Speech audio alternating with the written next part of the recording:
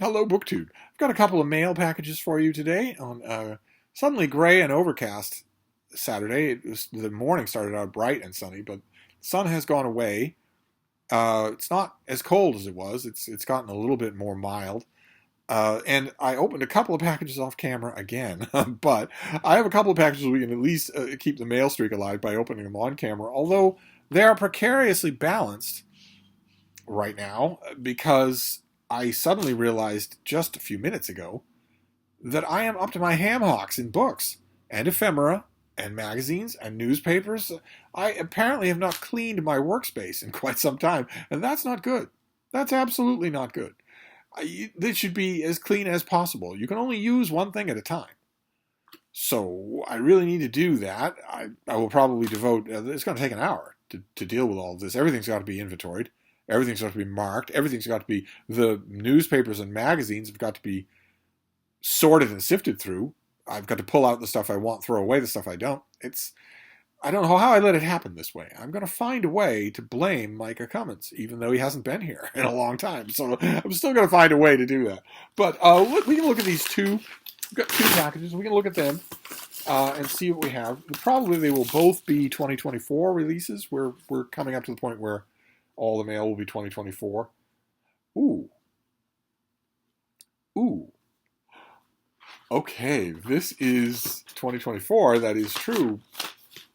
My. Okay. This is quite the cover. I am liking this cover.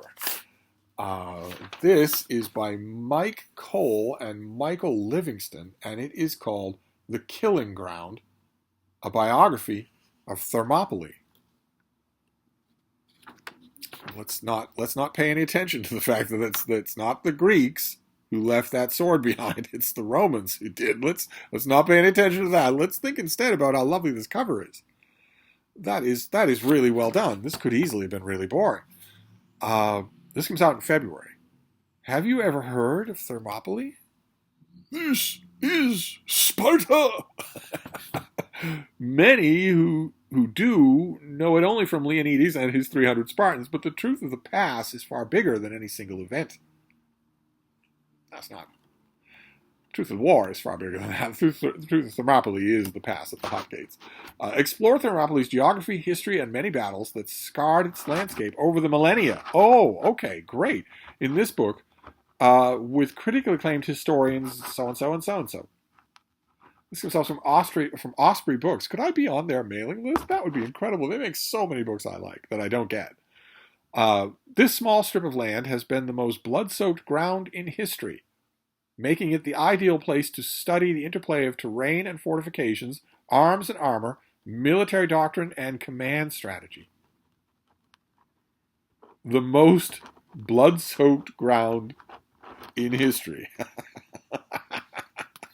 Okay. All right, we're hitting problems, but they're friendly problems, right? That's the wrong kind of sword on the cover. No Spartan under King Leonidas would have recognized what kind of a sword that was. And also, the most blood-soaked ground in history. The most blood-soaked ground in history. So more than Leningrad, more than Vienna, more than Sicily, more than Israel. I don't think so.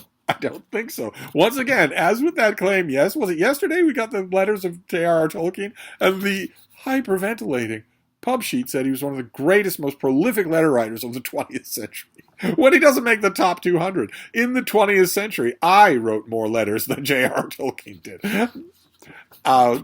Once again, as in that case, so too here, a lot of ground has been shed in the area of Thermopylae over the last 2,000 years. Surely that's enough. Surely you don't need to be number one when you know you're not. Why do humans go to war? How they organize for it, and what they're willing to give up. What are they willing to lay down? Understanding the answers to these questions provides a richer understanding of our own humanity. This story is not just about Thermopylae, it's about the people who lived and died fighting for what they believed in. While death may have marked Thermopylae's ever-changing ground, it has been sanctified by the living. Okay, fantastic. All right, so do we dare to read about the authors? We don't want to ruin our mail streak. This is pretty good. This is pretty exciting for the new year. Mike Cole has held positions with the Defense Intelligence Agency and the Office of Naval Intelligence. DIA. Okay. I wonder what those positions were. He is currently a fire/rescue responder. Oh, okay. So, all right. So the positions that he held at DIA were low grade. They were civilian. He has published extensively in military history and is also a popular fantasy novelist with several imprints. He lives in the Hudson Valley. Mike Cole? That name doesn't ring a bell as a fantasy novelist. I wonder if he works under a pen name. Or maybe I just don't know. It could be, lamentably, it could be that I don't know modern fantasy well enough to know his name. Then let's talk about Dr. Livingston, I presume. Let's see what he has to say. He teaches the Middle Ages at the Citadel in South Carolina. Okay, enough said right there. Okay, that is pretty damn impressive. But he's teaching the wrong era, though. He's the Middle Ages. I guess maybe Thermopylae was fought in the Middle Ages as well. In 2021, he published Never Greater Slaughter, Brunabur and the Birth of England for Osprey, which they hoarded to themselves. I never got a copy of it. They do lots of things. They probably do 20 books a year that I would very much want to have. So here's hoping I'm on their list. And he lives in Charleston. Okay, fantastic.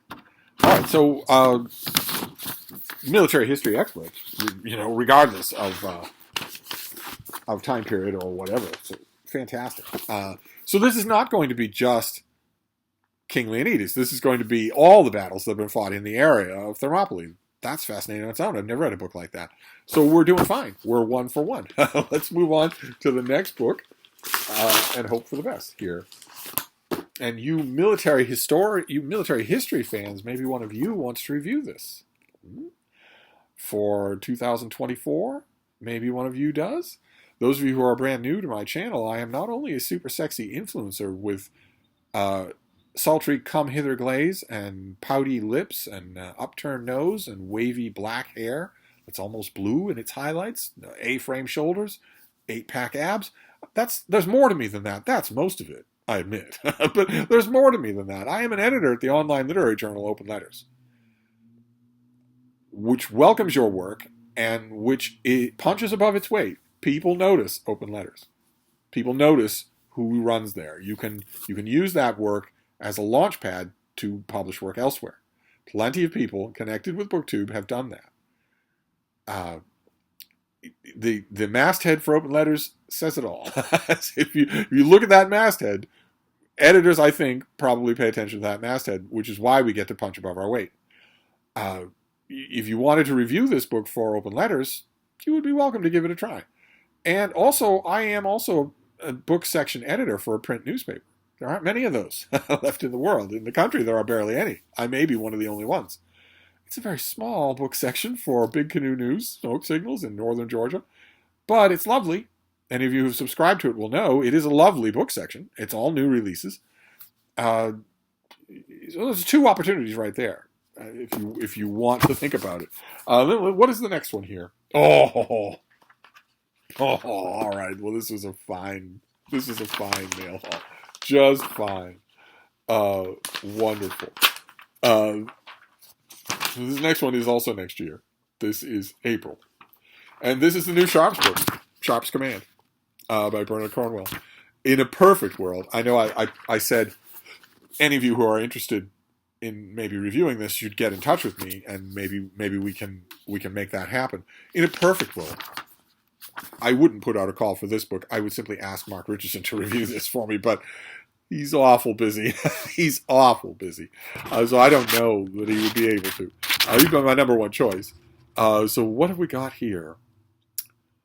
In this book, the author returns to the early years of the 19th century, capturing the bravery, battles, and bloodshed of Britain's Peninsular Wars with this epic tale featuring his iconic hero, Richard Sharp. If you have not read Cornwell's Sharp books, you really should. The Sharp series features Captain Richard Sharp. Has been acclaimed, it's been beloved, it's been reviewed for decades, showed on television, etc., etc., etc., etc., etc., etc.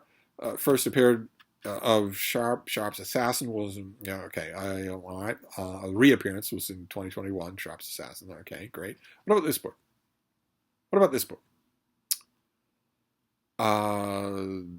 Outsider, hero, rogue. If any man can do the impossible, it's Richard Sharp.